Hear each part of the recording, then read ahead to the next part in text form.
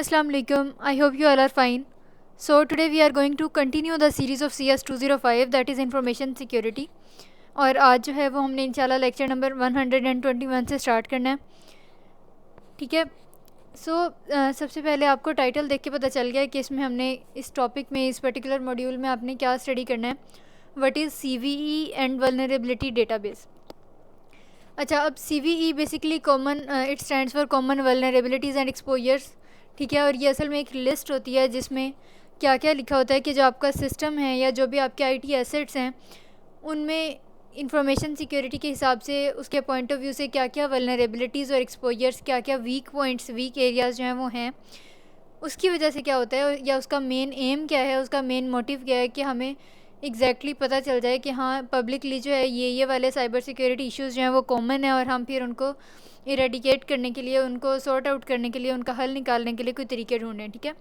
So the goal of common vulnerabilities and exposures is to make it easier to share data across separate vulnerability capabilities. तो क्या होता है कि common vulnerability and exposures, अगर हम ये एक लिस्ट तैयार करते हैं तो हम डिफरेंट सिस्टम्स और डिफरेंट ऑर्गेनाइजेशंस के अक्रॉस जो है वो वल्नरेबिलिटीज़ की एक शीट जो है कह लें हम शेयर कर सकते हैं.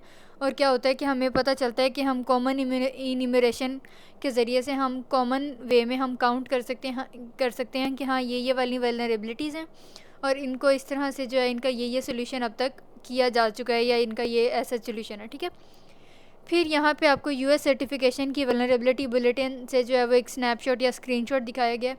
इसमें देखें कुछ प्रोडक्ट्स हैं, फिर उनकी डिस्क्रिप्शन है, फिर पब्लिकेशन डेट है और फिर यहाँ पे एक आपको नज़र आ रहा होगा पैच इन्फॉर्मेशन के अलावा CVSS स्कोर. तो हम इसको आने वाली स्लाइड्स में देखेंगे. ठीक है. ये बेसिकली एक स्कोरिंग सिस्टम होता है. अच्छा, फिर नेक्स्ट आपके पास आ जाता है कि व्हाट इज़ NVD. यहाँ पे देखें मैंने एब्रीविएशंस लिखे हुए हैं, नेशनल वल्नरेबिलिटी डेटाबेस. अच्छा, अब नेशनल वल्नरेबिलिटी डेटाबेस बेसिकली क्या होती है, ये एक कॉमन वल्नरेबिलिटीज़ एंड एक्सपोजर्स की ही एक डिक्शनरी है. ठीक है. कह लें कि इसी की एक आगे समझ लें एक्सटेंशन है जिसमें बेसिकली क्या होता है कि जो भी एनालिसिस करके, जो भी एनालाइज करके आपके सिस्टम की वल्नरेबिलिटीज़ वगैरह CVE लिस्ट में होती हैं ना, उन्हीं की अगर फर्दर आगे हम डिटेल की या एडिशनल इन्फॉर्मेशन की बात करें तो वो आपको NVD में मिलेगी. ठीक है. तो हम ये कह सकते हैं कि जो आपकी NVD है जो आपका वो सुपर सेट है CVE का. क्यों? क्योंकि CVE जो है कॉमन वल्नरेबिलिटीज़ एंड एक्सपोजर्स जो है वो एक लिस्ट है जिसमें सिर्फ आपके सिस्टम के अंदर मौजूद main vulnerabilities, main security threats और उनके सॉल्यूशंस गिवन है. लेकिन जो NVD है उसमें CVE वाली सारी चीज़ें तो हैं ही, लेकिन उसमें एडिशनल डिटेल्स भी हैं, उसमें एक पूरी डेटाबेस भी गिवन है, एक सर्च इंजन गिवन है. इसलिए NVD जो है वो एक सुपर सेट है और उसका एक सबसेट या उसका एक पार्ट, उसका एक पोर्शन है CVE. ठीक है. तो किसी भी फर्म के सिक्योरिटी ओवरले में NVD की सिंक्रोनाइजेशन की जाती है CVE के साथ, ताकि क्या हो कि आप कोई भी अपडेट अगर कॉमन वल्नरेबिलिटीज़ एंड एक्सपोजर्स की लिस्ट में करें तो वो फ़ौरन से जो है वो अपडेट होके NVD में भी आपको नज़र आ जाए. ये ना हो कि आपने एक हिस्से में अपडेट किया लेकिन due to any reason somehow वो NVD में अपडेट ना हो. ठीक है. नेशनल जो आपका डेटाबेस है वल्नरेबिलिटी का उसमें वो ना हो, लाइक अपडेट हो ना शो. इसकी वजह से क्या होता है कि वो दोनों चीज़ें आपस में सिंक्रोनाइज़ नहीं होंगी और अल्टीमेटली आपका सिस्टम जो है वो एक्सपोज हो जाएगा सिक्योरिटी हैक्स के लिए. ठीक है. इसी तरह NVD का ये आपको स्नैपशॉट नज़र आ रहा है. अच्छा, उसके अलावा जैसे मैंने आपको बताया कि CVSS का मैं आपको आगे बताऊंगी, तो वो जो NVD है जो नेशनल वल्नरेबिलिटी डेटाबेस है वो असल में एक CVSS स्कोर यूज़ करती है, उसका वर्जन 2. अब जब मैंने कहा कि CVSS यूज़ करती है तो what it basically means, it means common vulnerability scoring system. तो जो लाइक आपके पास CVE की एक लिस्ट होती है ना, कॉमन वल्नरेबिलिटीज़ एंड एक्सपोजर्स की लिस्ट होती है, वो एक स्कोरिंग सिस्टम यूज़ कर रही होती है कि उसमें कह लें कि 0 से 10 तक, या हम इसकी आगे फर्दर दोबारा से डिटेल देखेंगे तो उस हिसाब से वो कोई भी आप उसको वल्नरेबिलिटी बताएंगे तो वो आपको फ़ौरन से बता देगी कि हाँ ये इसकी ये वाला लेवल है वल्नरेबिलिटी का, ये इतनी स्वेयर है, ये इतनी क्रिटिकल है, या ये थोड़े मॉडरेट लेवल की है. ठीक है. तो जो NVD है वो असल में CVSS का स्कोर ही यूज़ कर रही होती है. फिर उसके अलावा जो NVD सिवेरिटी स्कोर है इसमें आपको यहाँ पे एक इम्प्लीमेंटेशन गाइड का वर्जन नज़र आ रहा है. ये असल में आपको कुछ मेथडोलॉजीज़, कुछ प्रोसेसेस बताता है जो NVD ने जो है वो डेवलप किए हैं कि आपने उस स्कोरिंग सिस्टम को कैसे यूज़ करना है. ठीक है. कॉमन वल्नरेबिलिटीज़ के उसके अलावा एक उसमें अपेंडिक्स B गिवन है जिसमें जो है पूरा लाइक आपको डिस्क्रिप्शन मिल जाएगा कि जो वल्नरेबिलिटी असेसमेंट की जाती है उसका क्या प्रोसेस है और किन किन मेन स्टेप से गुजर के ये पूरा प्रोसीजर जो है वो कैरी आउट किया जाता है, ठीक है। अच्छा, अब नेक्स्ट आपको अगेन स्नैपशॉट नज़र आ रहा है। इन स्नैपशॉट्स का ऐसा आपने कुछ करना नहीं है, जो स्नैपशॉट्स इंपॉर्टेंट होंगे पेपर के पॉइंट ऑफ व्यू से वो मैं आपको साथ साथ बता दूंगी। Well, note that all the major vendors publish their security vulnerabilities online. अब ये आपने एमसीक्यूज़ के लिए देख लेना है कि जो भी मेजर वेंडर्स होते हैं, सप्लायर्स होते हैं, थर्ड पार्टीज़ होती हैं, वो अपनी सिक्योरिटी वल्नरेबिलिटीज़ जो हैं वो ज़रूर ऑनलाइन जो है वो पब्लिश करती हैं। क्यों? क्योंकि जो भी सिस्टम्स या जो भी फर्म्स या जो भी लाइक ऑर्गेनाइजेशंस अपने सिक्योरिटी ओवरले में कोई उनका सॉफ्टवेयर यूज़ कर रही हैं, फिर उनको ताकि पता चल जाए कि हाँ भाई इस सिस्टम में, इस सिक्योरिटी ओवरले में, इस सिक्योरिटी पोस्चर में ये वाली वल्नरेबिलिटीज़ हैं, सो ताकि वो उनको अपने हिसाब से जो है वो रेक्टिफाई कर लें, ठीक कर लें। सो यहाँ पे आपको कुछ वेंडर्स की एग्जांपल्स भी दी हुई हैं, जैसे Microsoft, Cisco, Oracle, this and that. Moving ahead to lecture number 122। यहाँ पे सबसे पहले आपके पास बात आ जाती है कि एक्सप्लॉइट जो है वो बेसिकली है क्या। देखिए, एक्सप्लॉइट आपने सुना होगा कि सिक्योरिटी एक्सप्लॉइट या डेटा एक्सप्लॉइट। तो असल में एक्सप्लॉइट क्या होता है? ये कोई प्रोग्राम होता है या कोई कह लें कि पीस ऑफ कोड है जो किसी भी सिक्योरिटी की वीकनेस का फ़ायदा उठाता है। यानी कि आपका सिस्टम, फॉर एग्जांपल आपका मोबाइल है या आपका लैपटॉप या कोई भी आप सिस्टम यूज़ कर रहे हैं, तो उसमें कोई वीकनेस है कि कहीं पे कोई कमी रह गई है सिक्योरिटी में, आपके सिस्टम को सिक्योर होने में, तो ऐसा प्रोग्राम जो उस कमी का फ़ायदा उठाए और फ़ौरन से वहाँ पे जाके अटैक कर ले और आपके सिस्टम को आपकी एप्लीकेशंस पे अटैक करे, उसको हम कहते हैं कि ये डेटा एक्सप्लॉइट हो गया है, ये सिस्टम एक्सप्लॉइट हो गया है, कि जो भी इसमें कमी थी उस पे जाके जो है वो प्रोग्राम ने अटैक किया, तो अब ये एक्सप्लॉइट हो गया, ठीक है। अब यहाँ पे एक्सप्लॉइट की दो टाइप्स हैं कि रिमोट एक्सप्लॉइट आ जाता है and then you have a local exploit, ठीक है। रिमोट एक्सप्लॉइट ये होता है कि आपके पास जो भी एक्सप्लॉइट है ना, उसको पहले से आपके सिस्टम की जो है वो कोई एक्सेस, कोई प्रिविलेज, कोई परमिशन ग्रांटेड नहीं होती और वो नया कहीं बाहर से आके आपके सिस्टम पे एक्सेस करता है और हैक कर लेता है उसको, ठीक है। तो रिमोट वैसे भी इंग्लिश में कहते हैं कि दूर वाला, कोई फार, लाइक ऑफ द शोर, ठीक है। ओवरसीज़ तो नहीं खैर कह सकते, ऑफ द शोर समझ लेंगे, ठीक है, कि लाइक किसी थर्ड पार्टी ने, किसी एक्सटर्नल एजेंट ने आके जो है वो अटैक किया। लोकल एक्सप्लॉइट ये होता है कि local exploit requires prior access to the vulnerable system, कि अगर फॉर एग्जांपल कह लें कि फॉर एग्जांपल आपका कोई सिस्टम है और उसमें कोई यूज़र था जिसको कुछ प्रिविलेजेस, कुछ एक्सेसेस, कुछ परमिशंस ग्रांटेड थी आपके सिस्टम में, और फिर वो उसी सिस्टम को जो है वो हैक कर लेता है, एक्सेस कर लेता है, तो हम कहेंगे कि भाई ये लोकल एक्सप्लॉइट है, कि किसी अंदर के बंदे ने जो है वो आपके सिस्टम को हैक किया। तो this is what basically local exploit means, ठीक है। फिर आपके पास एक टर्म आ जाता है एक्सप्लॉइट डेटाबेस। अच्छा, यहाँ पे अब नोट करते जाएंगे आपको जो भी टर्म्स एंड टर्मिनोलॉजीज़ वगैरह जो आपको मिल रही हैं वो आपने शॉर्ट के लिए देख लेनी है, जो फैक्ट्स एंड फिगर्स मिल रहे हैं वो आपने एमसीक्यूज़ के लिए देख लेने हैं, कॉन्सेप्ट्स आपने एमसीक्यूज़ और लॉन्ग के लिए देख लेने हैं, और दरमियान में जो जो लॉन्ग आते जाएंगे वो भी मैं आपको बता दूँगी, ठीक है। वेल, आपके पास अब जो एक्सप्लॉइट डेटाबेस है वो common vulnerabilities and exposures compliant का एक आर्काइव है, एक उसका रिटन पीस ऑफ डॉक्यूमेंटेशन है, जिसमें क्या क्या बताया गया है कि जो पब्लिक लेवल पे, जो पब्लिकली जो है वो वर्ल्ड वाइड एक्सप्लॉइट्स हैं और फिर वो किन किन सॉफ्टवेयर पे अटैक करते हैं, उन सब की डिटेल्ड इन्फॉर्मेशन गिवन है। और ये बनाया क्यों गया है ये आर्काइव, ये एक्सप्लॉइट डेटाबेस है क्यों, ये यूज़ के लिए है, किसके यूज़ के लिए है? जो पेनिट्रेशन टेस्टर्स होते हैं, जो पेन टेस्टिंग करते हैं, जो एथिकल हैकिंग करते हैं, या जो वल्नरेबिलिटी को रिसर्च कर रहे होते हैं डेवलपर्स, उनके लिए जो है वो बनाई जाती है। अच्छा, अब ये पेन टेस्टिंग या एथिकल हैकिंग क्या होती है, ये मैं आपको प्रीवियस वीडियो में आई गेस बता चुकी हूँ, आई एम श्योर कि मैं बता चुकी हूँ। सो अगर आपको नहीं पता then you can go and look further. Well, अच्छा, अब यहाँ पे देखें, our aim is to serve the most comprehensive collection of exploits gathered through direct submissions, mailing list as well as other public resources and present them in a freely available and easy to navigate database। अच्छा, exploit database का यही मकसद होता है कि जो भी आपके सिस्टम्स हैं या जो डिवाइसेस हैं वो ऐसे पब्लिक लेवल पे, पब्लिक डोमेन लेवल पे जो है वो उनके पास सारे रिसोर्सेज वगैरह गिवन हो और उनको पता हो कि हाँ लाइक ये वल्नरेबिलिटीज़ हैं और ये इस तरह के सॉफ्टवेयर्स पे अटैक कर सकती हैं, ठीक है। उसके अलावा एक्सप्लॉइट डेटाबेस की एक और डेफिनेशन आ गई कि ये रेपोजिटरी है या कलेक्शन है एक्सप्लॉइट्स की, और उसके अलावा प्रूफ ऑफ कॉन्सेप्ट्स की रादर दैन एडवाइजरीज, कि आपके पास सिर्फ सिंपल एडवाइसेस वगैरह नहीं गिवन, बल्कि आपके पास एक कंप्लीट कहते हैं ना कि फुली फ्लैश्ड आपके पास पिक्चर है कि कॉन्सेप्ट्स के ज़रिए से जो है वो प्रूफ दे के बताया गया कि हाँ ये वाला एक्सप्लॉइट जो है वो इस वल्नरेबिलिटी को अटैक कर सकता है, ठीक है। उसके अलावा ये आप अगर एक्सप्लॉइट डेटाबेस के लिंक पे जाएं तो आपको कुछ इस तरह का इंटरफेस नज़र आएगा। अच्छा, अब यहाँ पे है zero day exploit. Zero day exploit basically या ज़ीरो डे वल्नरेबिलिटी ऐसा होल होता है आपके सॉफ्टवेयर में जो पहले सप्लायर को या जो वेंडर होता है जिसने आपको सॉफ्टवेयर प्रोवाइड किया होता है, या कह लें आपने जिस बंदे से जिस पार्टी से सॉफ्टवेयर परचेज़ किया है, उसको खुद ही नहीं पता था कि भाई जब मैं सॉफ्टवेयर दे रहा हूँ तो मेरे सॉफ्टवेयर में ये बग या ये वल्नरेबिलिटी ये होल सिक्योरिटी का मौजूद है। ठीक है, तो क्या हुआ कि जो हैकर है उसने वो आइडेंटिफाई कर लिया है होल, और अटैक भी उस पर कर लिया और आपके सिस्टम को एक्सेस भी कर लिया। सो ज़ीरो डे एक्सप्लॉइट का ये मतलब होता है कि जो वेंडर्स होते हैं, जो सप्लायर्स होते हैं, जो सिस्टम डेवलपर्स होते हैं, उन्हें ज़ीरो डे कोई भी टाइम नहीं मिलता अपने सिस्टम में उस पर्टिकुलर एक्सप्लॉइट को फाइंड आउट करके उसका कोई सोल्यूशन निकालने का, और उससे पहले ही जो है वो हैकर जो है वो हैक कर लेता है आपके सिस्टम को। ठीक है, तो ये तो था ज़ीरो डे एक्सप्लॉइट। अब नेक्स्ट हम चलते हैं लेक्चर नंबर 123 की तरफ। इसमें जो है वो हमने सिक्योरिटी ट्रांसफॉर्मेशन मॉडल को जो है वो एक और फैसेट से देखना है, एक और एस्पेक्ट से, एक और एंगल से देखना है।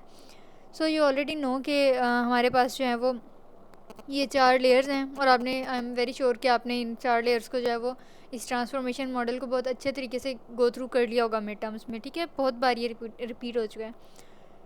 अब इसका स्टेज 1 बेसिकली ये है कि हमने सबसे पहले क्या करना होता है, हमने सिक्योरिटी हार्डनिंग करनी होती है। ठीक है, और जब मैंने कहा कि सिक्योरिटी हार्डनिंग करनी है तो इसका मतलब है कि जो आपके आईटी एसेट्स हैं उनका आपने एक स्टॉक क्रिएट कर लेना है, कि आपने पता लगा लेना है कि हाँ ये वाले आईटी एसेट्स जो हैं उनको मैंने सिक्योर करना है। ठीक है, उनको हार्डनिंग प्रोवाइड करनी है। फिर उसके बाद आपने उन एसेट्स को प्रायोरिटाइज़ करना है कि कौन से एसेट्स को ज़्यादा सिक्योरिटी चाहिए, सबसे पहले सिक्योरिटी चाहिए, और कौन से एसेट्स ऐसे हैं जिन्हें मैं थोड़ी देर के बाद या कुछ अरसे के बाद भी सिक्योरिटी प्रोवाइड कर सकता हूँ, कि वो ज़्यादा भी क्रिटिकल सिचुएशन में नहीं है। उसके अलावा आपने एक एमएसबी क्रिएट करनी है। एमएसबी बेसिकली क्या होती है, मिनिमम सिक्योरिटी बेसलाइन। ठीक है, और ये मैंने आपको बताया था कि वो आईटी एसेट्स जिनको सिक्योर करना हर हाल में इंपॉर्टेंट हो, कि ये बात फिक्स हो कि हाँ भाई इन आईटी एसेट्स को सिक्योर तो करना ही करना है हर हाल में, उनको कहते हैं कि एमएसबी में आपने क्रिएट करना है। उसके अलावा आपने इस स्टेज 1 में सिक्योरिटी कंट्रोल्स को इम्प्लीमेंट करना है, और उसके अलावा ये इसमें ओवरऑल आप सिक्योरिटी हार्डनिंग को कैरी आउट कर रहे होते हैं। फिर अब वो कह रहे हैं कि आपने मेक श्योर करना है कि जो स्टेज 1 और स्टेज 2 हैं वो असल में थोड़े से एक दूसरे से डिफरेंट हैं।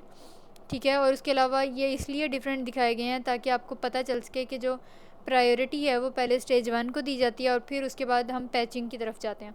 लेकिन जब हम प्रैक्टिकल लाइफ में आते हैं तो क्या होता है कि हार्डनिंग और पैचिंग थोड़े से एक दूसरे के उनका जो सीक्वेंस है वो शफल भी हो जाता है, and it depends upon the resources available. समझ लें आपके पास पैचिंग के रिसोर्सेज अवेलेबल हैं तो आप पहले स्टेज 2 कर लेंगे फिर स्टेज 1, लेकिन आमतौर पे पहले स्टेज 1 किया जाता है and then you have stage 2। ठीक है, अच्छा अब ये बेसिक सा डिफरेंस है लेकिन काफ़ी इंपॉर्टेंट है, शॉर्ट क्वेश्चंस के पॉइंट ऑफ व्यू से आपने ज़रूर देख लेना है। अच्छा, हार्डनिंग में हम बेसिकली क्या करते हैं कि आप समझ लें आपके पास कोई मशीनरी है और उसके सारे नट्स आपने टाइट करने हैं, जिसकी वजह से क्या होगा कि नट्स टाइट करेंगे तो कोई अटैक वगैरह के चांसेस कम हो जाएंगे, एक शील्ड मिल जाएगी। तो हार्डनिंग में हम ये करते हैं। ठीक है, और पैचिंग में हम ये करते हैं कि हम ये देखते हैं कि कोई भी अटैकर या कोई भी हैकर आपके सिस्टम को जहाँ जहाँ से एक्सेस कर सकता है, हम स्पेसिफिकली ख़ास तौर पे उन्हीं पॉइंट्स को जाके देखते हैं और उन्हीं पे फिक्स लगाते हैं। तो हार्डनिंग एक ब्रॉड टर्म है कि इसमें हम पूरे सिस्टम को ओवरऑल सिक्योरिटी प्रोवाइड कर रहे होते हैं, लेकिन पैचिंग में हम स्पेसिफिकली सिर्फ उन्हीं एरियाज़ को डील कर रहे होते हैं जिनमें कह लें कि आपके सॉफ्टवेयर में पहले से बग मौजूद है, तो सिर्फ वहीं पे जाके जो है वो हमने करेक्शन करनी होती है। सो ये थोड़ा सा नैरो टर्म आ जाता है, नैरो कैटेगरी आ जाती है। ठीक है, अच्छा जी, अब लास्ट इसकी स्लाइड है कि note that both stage 1 and 2। अच्छा, अब ये दोनों इंपॉर्टेंट हैं और अहम भी हैं, और इसके अलावा ये दोनों मिल के जो है वो आपके जो आपकी फर्म है, जो आपकी सिक्योरिटी इंटरप्राइज है, उसके सिक्योरिटी पोस्चर को ज़्यादा से ज़्यादा स्ट्रॉन्ग करने में हेल्प आउट कर रहे होते हैं। ठीक है, वेल आपके पास अब आ जाता है लेक्चर नंबर 124। अच्छा, अब इसमें कुछ सिक्योरिटी ब्रीचेस की केस स्टडीज़ हैं। तो यहाँ पे एक स्पेलिंग की मिस्टेक है, ये असल में होम डिपोट है, I had research on it.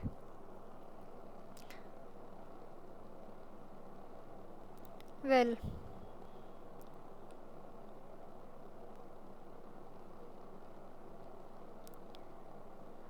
अच्छा, अब यहाँ पे देखें ये होम डिपोट में जो है वो 2014 में एक सिक्योरिटी ब्रीच हुआ था, एक सिक्योरिटी हैक या अटैक हुआ था जिसकी वजह से 56 मिलियन पेमेंट कार्ड जो हैं उनकी सिक्योरिटी में कॉम्प्रोमाइज़ किया गया था, या फिर ये मैं कह दूँ कि 56 मिलियन जो पेमेंट कार्ड हैं वो हैक हो गए थे, ठीक है। और ये हुआ कब था? सितंबर के स्टार्ट में इन 2014। अच्छा, अब सीक्वेंस ऑफ इवेंट्स इसमें और इससे नेक्स्ट मॉड्यूल में आपको सीक्वेंस ऑफ इवेंट्स मिलेगा। इसका ये मतलब है कि क्या एक्टिविटी पहले हुई सिक्योरिटी ब्रीच में, फिर क्या हुआ, फिर क्या हुआ, ठीक है। सो सबसे पहले क्या हुआ, होम डिपोट, ये जो सिक्योरिटी ब्रीच अटैक था, इसमें क्या हुआ कि सबसे पहले अटैकर्स को जो है वो एक्सेस मिल गई, परमिशन मिल गई होम डिपोट जो पूरी ऑर्गेनाइजेशन है, जो पूरी एक फर्म है, उसके वेंडर इन्वायरमेंट में, ठीक है। और वो कैसे मिली कि उन्होंने किसी थर्ड पार्टी का कोई क्रेडेंशियल, कोई लॉगिन इन्फॉर्मेशन स्टील कर ली, हैक कर ली, और फिर उन्होंने सारे पेमेंट कार्ड्स जो हैं वो कर लिए, ठीक है, हैक कर लिए। अच्छा, सबसे पहले तो उन्होंने थर्ड पार्टी की हेल्प से सिस्टम में एक्सेस ली, फिर उसके बाद उन्होंने ज़ीरो डे वल्नरेबिलिटी को एक्सप्लॉइट किया विंडोज़ में। अब वो क्या होती है ये मैं आपको बता चुकी हूँ। उसकी वजह से क्या हुआ कि उनको एक्सेस मिल गई होम डिपोट के कॉरपोरेट एनवायरनमेंट में। नेक्स्ट फिर उन्होंने क्या किया कि एक बार जब उनको एक्सेस मिल गई होम डिपोट नेटवर्क में, तो फिर उन्होंने वहाँ पे जाके मेलवेयर जो सॉफ्टवेयर था, जो मेलिशियस सॉफ्टवेयर था, वो इंस्टॉल किया, ठीक है। जब वो उन्होंने मेलवेयर या मेलिशियस सॉफ्टवेयर इंस्टॉल कर लिया, तो उसकी वजह से क्या हुआ कि 56 मिलियन क्रेडिट कार्ड्स जो हैं उनकी इन्फॉर्मेशन सारी की सारी उनके पास चली गई। उसके अलावा 53 मिलियन ईमेल एड्रेसेस भी उनके पास चले गए। तो ईमेल एड्रेसेस जो हैं वो बहुत इंपॉर्टेंट जो है वो आपके पास इन्फॉर्मेशन होती है, आपका क्रेडेंशियल बहुत इंपॉर्टेंट है सिक्योरिटी एस्पेक्ट से। सो वो सारा कुछ जो है वो हैकर्स ने हैक कर दिया, ठीक है। अच्छा, अब नाउ द क्वेश्चन इज़ कि जो उन्होंने 56 मिलियन पेमेंट कार्ड्स को हैक किया, उसका मकसद क्या था, या उन्होंने वो क्यों यूज़ किए? तो वो जो पेमेंट कार्ड्स थे वो उन्होंने लाइक सेल पे लगा दिए, लाइक सेल कर दिए वो सारे, और हैकर्स ने या और पार्टीज़ ने उनको परचेज़ कर लिया। इसी तरह जो ईमेल एड्रेसेस वगैरह थे, वो फ़िशिंग कंपेन्स, लाइक फ़िशिंग भी एक बेसिकली सिक्योरिटी हैक या अटैक ही होता है, जिसमें आपको large number of spam emails मिल रही होती हैं। तो इस तरह की कैंपेन्स वगैरह को रन आउट कराने में हेल्प मिली उनको, ठीक है।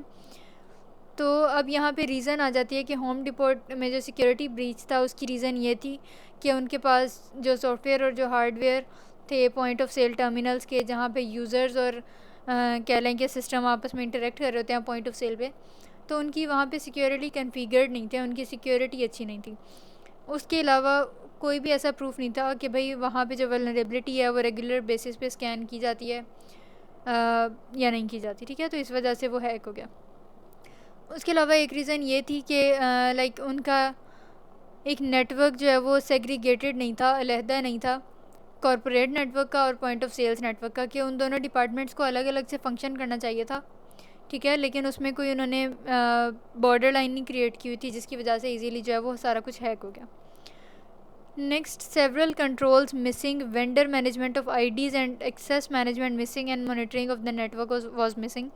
सो अगर वो आपसे पेपर में पूछ ले कि क्या क्या रीजंस थी which led to the security breach of Home Depot in 2014, तो आपने ये रीज़न्स जो हैं वो बता देनी है कि भाई उसमें बहुत सारे सिक्योरिटी कंट्रोल्स नहीं इम्प्लीमेंट किए गए थे, वेंडर मैनेजमेंट अच्छे तरीके से नहीं थी, एक्सेस मैनेजमेंट मिसिंग थी, और उसके अलावा नेटवर्क की कोई प्रॉपर मॉनिटरिंग नहीं था कर रहा, ठीक है।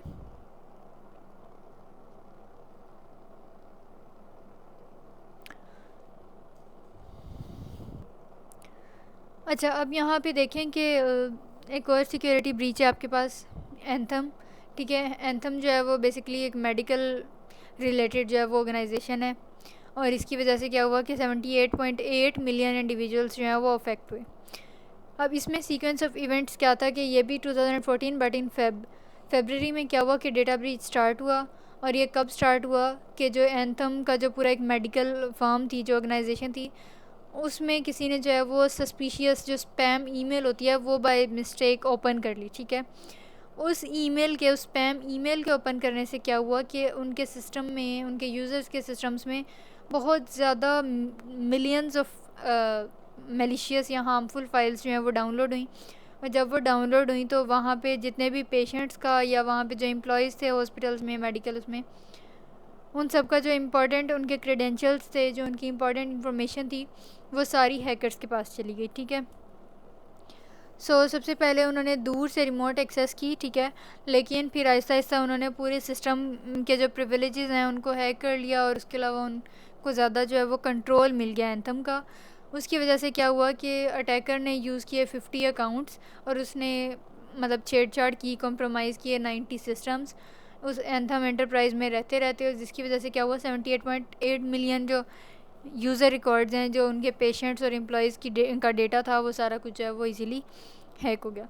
अब वल्नरेबिलिटीज़ या वीक पॉइंट्स क्या थे एंथम में कि exploitable vulnerabilities were found in anthem network के बाद में जब रिसर्च वगैरह की गई तो पता चला कि जो एंथम का उनका मेडिकल रैप का जो नेटवर्क था उसमें वल्नरेबिलिटीज़ थी एक्सप्लॉयटेबल, यानी कि उनमें सिक्योरिटी होल्स थे जिनको जो है वो रेनोवेशन की ज़रूरत थी, कह लें फिक्सिंग की ज़रूरत थी, हार्डनिंग की ज़रूरत थी, लेकिन वो टाइमली नहीं की गई, जिसकी वजह से सिक्योरिटी ब्रीच हो गया। ठीक है, इसी तरह user security awareness training conducted to prevent phishing and social engineering, तो बाद में जो है वो ट्रेनिंग्स वगैरह कैरी आउट की गई। इसी तरह रेमिडिएशन के लिए, उसके सोल्यूशन के लिए क्या क्या किया गया कि 2 फैक्टर ऑथेंटिकेशन को कैरी आउट किया गया। ठीक है, उसके अलावा प्रिविलेज्ड अकाउंट मैनेजमेंट के जो भी अकाउंट्स मैनेज होते हैं उसमें प्रिविलेजेस सेट की गई कि कौन सा अकाउंट किस हद तक के एम्प्लॉयज़ जो है वो किस लेवल तक के एम्प्लॉयज़ एक्सेस कर सकते हैं, कौन नहीं कर सकते हैं, एंड ऑल दैट स्टफ।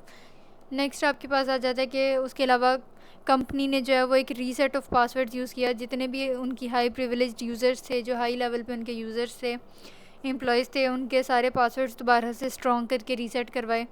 उसके अलावा जो रिमोट एक्सेस थी, लाइक कोई और दूसरे वाले सिस्टम्स अगर उनका मेडिकल का डेटा ले रहे थे तो पहले उन पे 2 फैक्टर ऑथेंटिकेशन करवाई नेटवर्क आईडीज़ पे, और फिर जो है वो सारा कुछ कैरी आउट किया गया। ठीक है, so that was all about from lecture number 121 to 25।